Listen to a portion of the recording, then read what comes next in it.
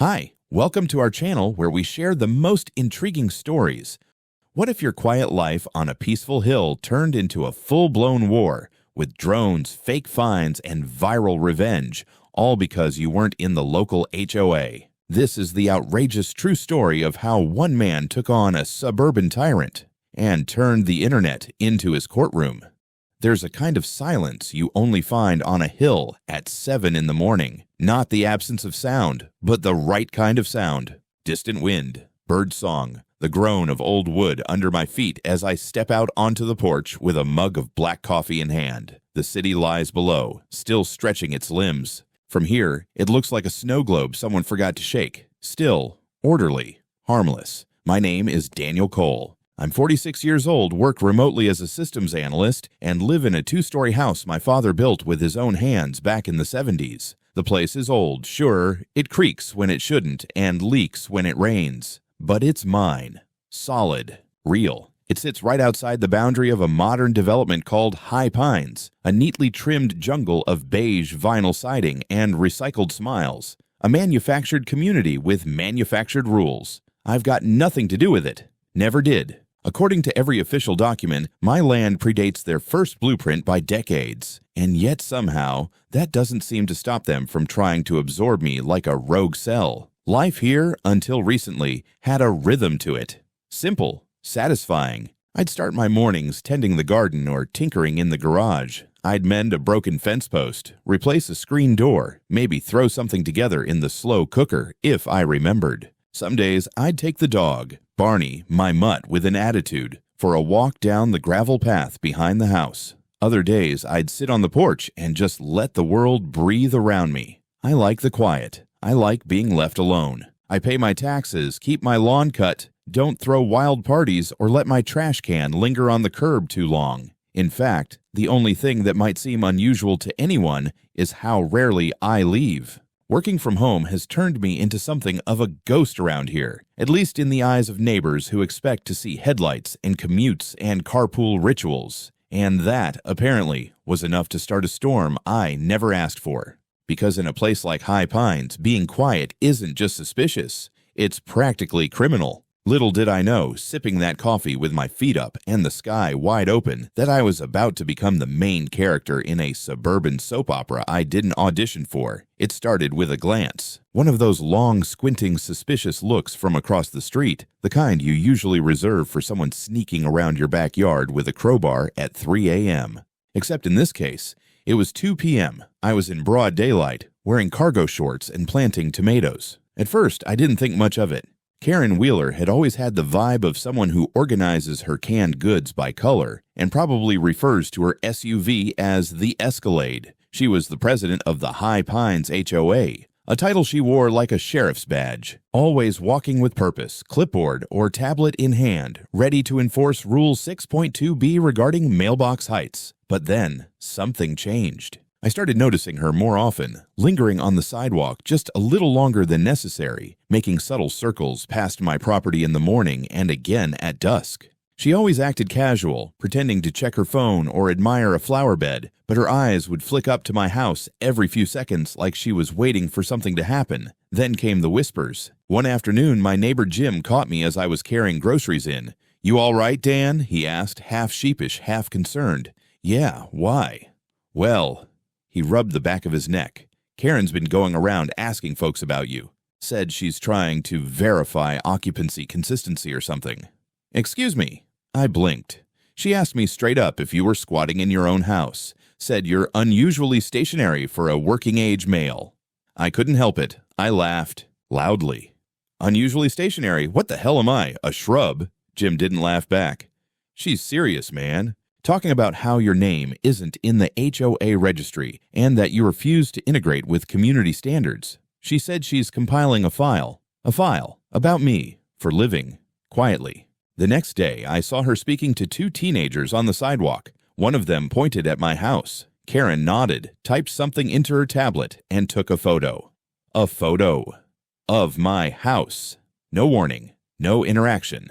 Just some impromptu reconnaissance mission like I was running a cartel operation out of my garage. Then it got weirder. I was on the back porch sanding an old cabinet when I noticed movement out front. When I peeked around the corner, I caught Karen standing just off the curb with what looked like a small measuring wheel. You know, the kind used for crime scene mapping or laying down football fields. She was measuring the distance between my driveway and her sidewalk. When I opened the gate and walked toward her, she turned abruptly and speed walked away like a kid caught stealing cookies. The cherry on top came that Sunday. Apparently, during the HOA's monthly meeting, Karen put together a PowerPoint presentation titled The Unknown Occupant. Jim showed me a photo he snapped of the screen. Slide 3 had a grainy zoomed-in image of me pruning my hedge, captioned, "Spotted 5-6 times per day. No HOA affiliation. No integration. Pattern: high risk of non-compliance." She had outlined my suspicious routine, including 9 a.m. porch coffee ritual, afternoon, yard maintenance, excessive, evening, 0 vehicle movement. Karen's closing argument: if he's living here full-time, why hasn't he signed HOA documents? Either he's renting illegally, or we're looking at a direct violation of jurisdictional unity. Jurisdictional unity. I nearly spit out my beer reading that phrase. It sounded like a line from a dystopian sci-fi flick. The next morning, I found a printed notice in my mailbox. No envelope, no signature, just a piece of paper that read, "Your presence is being reviewed for community impact." And that's when I realized this wasn't just curiosity. This was a full-blown suburban witch hunt. I was mid-sip on my second cup of coffee when I saw the flashing lights. 2 squad cars slowly winding their way up my driveway like something out of a low-budget thriller. I stood there on my porch, still in my pajama pants and slippers, wondering for a moment if they were lost, or maybe here to ask about a stolen lawn gnome. "Morning, sir," the taller officer said as he stepped out, hand resting lightly on his belt. "We received a report of potential unlawful residents at this address." I blinked. "Unlawful residents? You're kidding." "Wish I were," he said, glancing back at his partner with a smirk he tried to hide. "Caller claimed there may be someone occupying this property without proper ownership." I stared at him for a beat. "You mean me?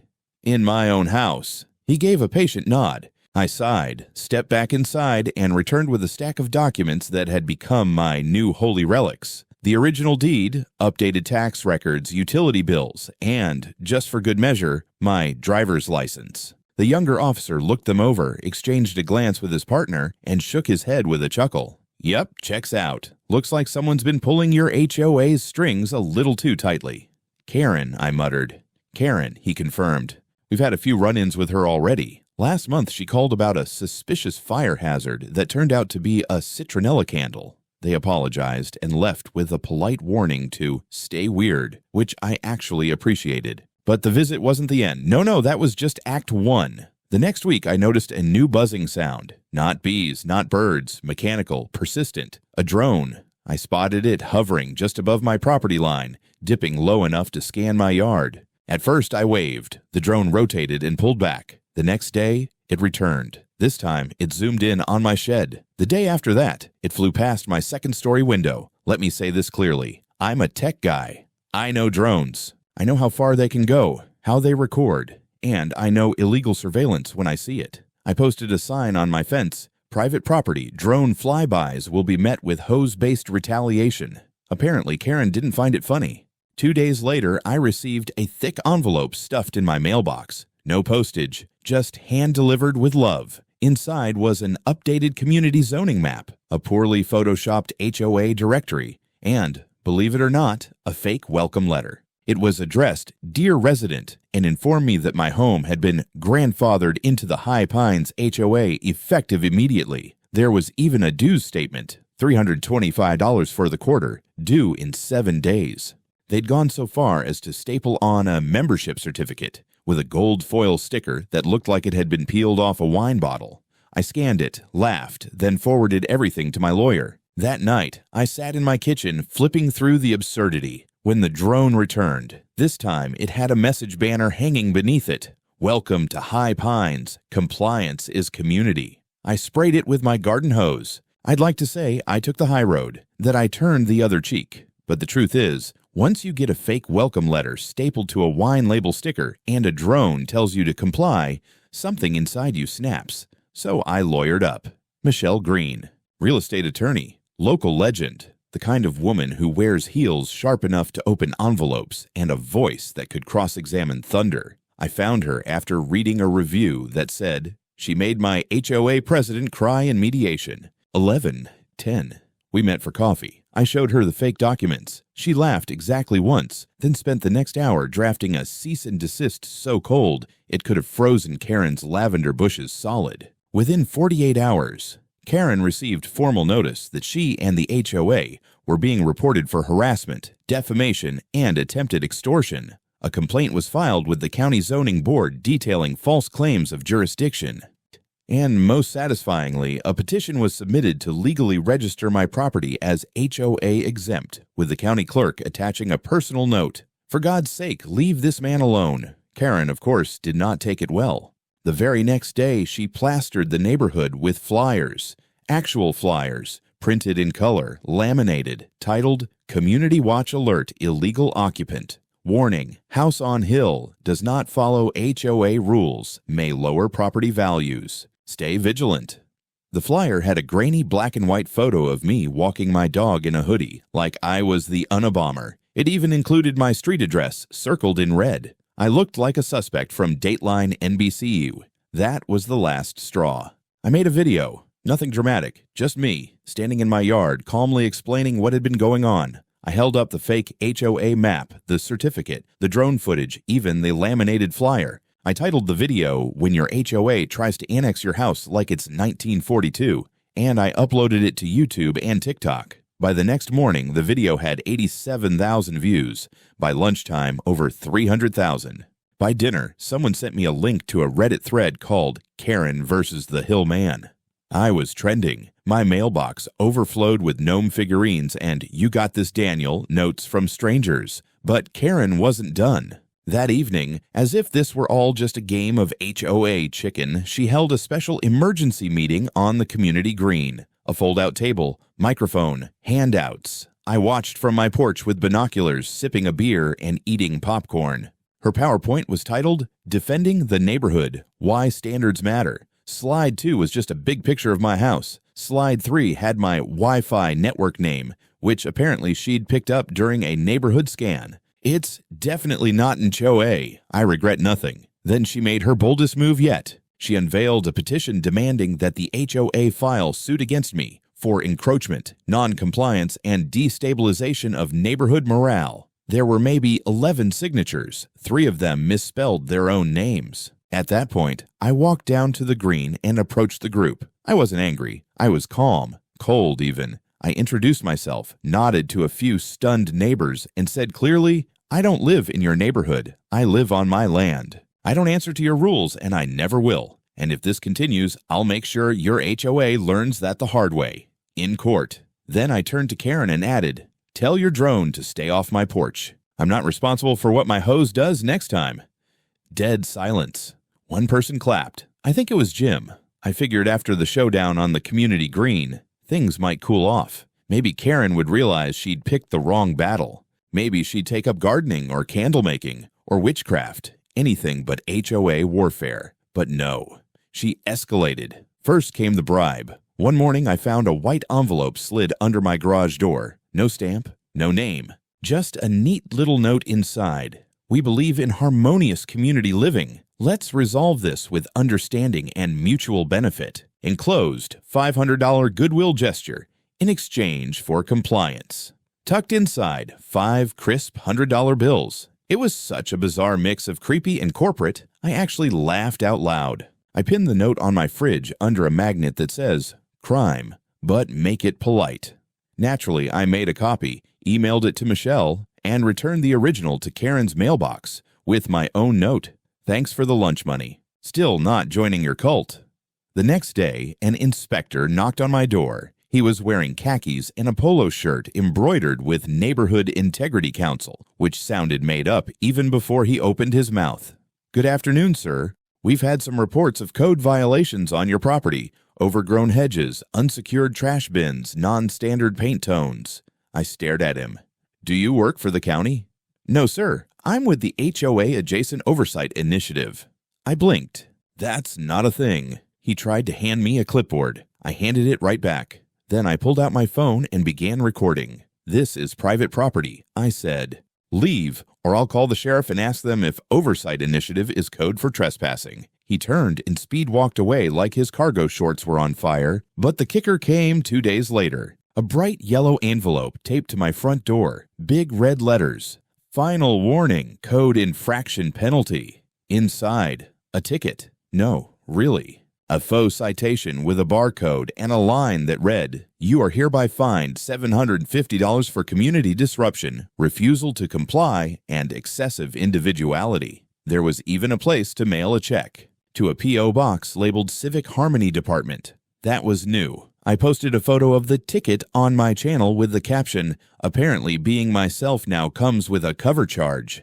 The internet lost it. I got stitched by a lawyer on TikTok who called it the most creatively illegal attempt at extortion I've ever seen. Local news outlets reached out. A guy from Florida sent me a crocheted throw pillow that read, "Compliance is futile." But Karen wasn't deterred. She doubled down, hiring teenagers to hand-deliver warning leaflets door to door with vague bullet points like, "Beware of non-standard residents. Compliance keeps property values strong. Ask your neighbor, do they reflect the HOA spirit?" One even ended with, "Do you know who lives next to you?" Like a Cold War PSA. So I printed my own flyers. Black and white, plain font. "Hi, I'm Daniel. I own my house. I pay taxes. I compost. I don't want your HOA. Also, I make amazing chili. Wave next time." I signed it with a doodle of a waving gnome. The neighborhood, as it turns out, had more humor than fear. I got thumbs-ups, chili recipe requests, and a bouquet of basil from the sweet old lady 3 doors down. But the HOA? It was spiraling.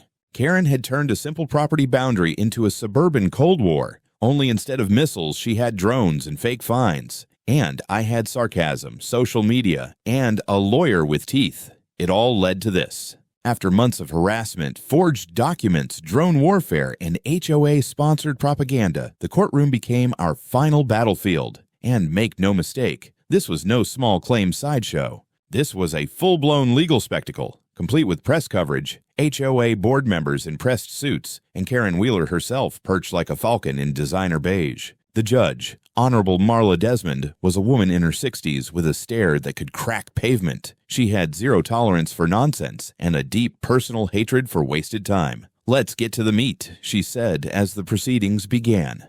No salad. Michelle, my fire-breathing lawyer, started with a calm, cutting presentation of the facts. The drone surveillance, the falsified HOA documents, the fake inspector, the fabricated citation, the attempted bribe, and the repeated defamation.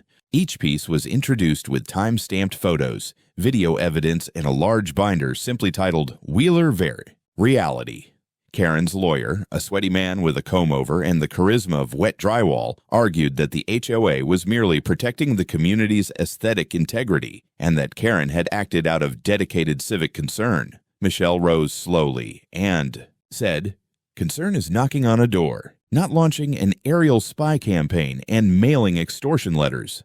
Then she dropped the bomb, a recording we'd obtained from a former HOA board member, one of the few with a conscience, who secretly taped a meeting where Karen said, and I quote, "If we can't make him follow the rules, then we'll force him out, legally or not. I want that property under HOA control by the end of the year." The courtroom fell silent. Even Karen's own lawyer blinked at her like she'd just confessed to burning down a church. Karen's face turned the color of bad yogurt. She tried to speak, tried to smile, but the corners of her mouth just twitched helplessly. Her clipboard, previously a symbol of dominion, now shook in her lap like it was embarrassed to be seen with her. The judge leaned forward. "Let me get this straight. You conspired to forcibly bring a private citizen's property under HOA rule, falsified legal documents, harassed him with unauthorized surveillance, and distributed slanderous materials to the public, all without jurisdiction or consent." Karen stood slowly, as if she still believed she had a card to play. "Your Honor, we were simply trying to preserve the integrity of High Pines. He didn't fit our expectations of community cooperation. His behavior, the judge cut in, voice low and deadly. "He mowed his lawn and minded his business. You, Ms. Wheeler, organized an unlawful campaign against a man who was never yours to govern." The gavel didn't slam, it exploded.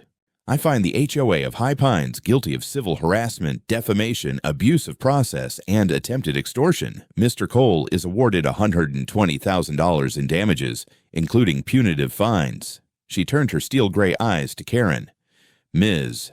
Wheeler, I am referring your actions for criminal investigation. You are hereby barred from serving on any HOA board for life. You will complete 200 hours of community service, and you will personally issue a written public apology to be posted on the official HOA Bulletin website and, yes, Facebook group. You are dismissed. Karen didn't cry, not right away, but her hands trembled. Her jaw clenched. For the first time since the entire ridiculous saga began, she looked small, like a child caught cheating on a test with no way to talk her way out. She gathered her things slowly, as though delaying the walk of shame might somehow reduce its sting. And as she passed me, eyes burning holes through the floor, I simply said, "Should have left the drone out of it." The crowd, yes, there was a crowd, laughed. Even the court reporter smirked. Karen didn't look back. It's funny how quiet the hill feels now. Not just the peaceful kind of quiet I always cherished, but a satisfied quiet. The kind that comes after a thunderstorm clears and the birds slowly start singing again, one by one, as if checking the coast is clear. Karen Wheeler moved out. Not immediately, of course. First, there was the obligatory HOA shakeup. The board dissolved faster than a paper straw in sweet tea. A few members resigned in shame. 2 others claimed they had no idea Karen was doing any of this. And the treasurer skipped town, possibly to avoid answering questions about emergency flyer printing expenditures. A new HOA board formed, reluctantly, humbly, and they sent me a fruit basket with a handwritten card to the man who reminded us all that boundaries matter. It had mangoes. I don't even like mangoes, but I respected the gesture. As for Karen, she fulfilled her obligations, begrudgingly. Her apology post on the HOA Facebook group was glorious. To the residents of High Pines, and especially Mr. Daniel Cole, I extend my sincerest regrets for any misunderstandings caused during my tenure as HOA president. It went on like that, carefully avoiding actual remorse. But the kicker, Facebook auto-suggested my page in the comments, and dozens of neighbors tagged me with gifs of confetti, clapping minions, and even one of Gandalf saying, "You shall not pass." Eventually, her house went on the market. It sat unsold for months. Word travels fast when you're the villain in a community meme thread. Someone finally bought it, a young couple who knocked on my door the day they moved in and said, "We brought pie, and we're not part of the HOA drama, promise." Solid start. As for me, life's better than ever. My property is now officially recognized as an HOA-exempt historical parcel, a designation that, as far as I can tell, means back off, or Daniel will live stream you. I kept making videos, mostly DIY stuff and HOA horror stories sent in by viewers. One of them went viral, the HOA that tried to annex my house and got sued into oblivion. There's merch now. My bestseller? A t-shirt that reads, "Excessive individuality, guilty as charged." And now, every 4th of July, I throw a massive barbecue on the hill. We call it Independence from HOA Day. Neighbors bring food, the local band plays classic rock, and I project Karen's old drone footage on a big white sheet like it's a drive-in comedy. This year, I added a new sign to the edge of my property. Big, bold, impossible to miss. This house is not part of your community. This house is free. Below it hangs a laminated copy of Karen's flyer, the one that called me a threat to property values. I added my own sticky note. Property value up 12%. Thanks, Karen. Barney, my dog, now has his own Instagram account. He's wearing a bandana that says, "Not in your HOA." People love it. And me? I'm still here. Still sipping coffee on the porch. Still mowing my lawn like a free man. Still making chili for the neighbors who wave when they pass by. Turns out, victory isn't always about beating the system. Sometimes it's about living well enough to become the punchline and the legend. And on this hill, that's exactly who I am.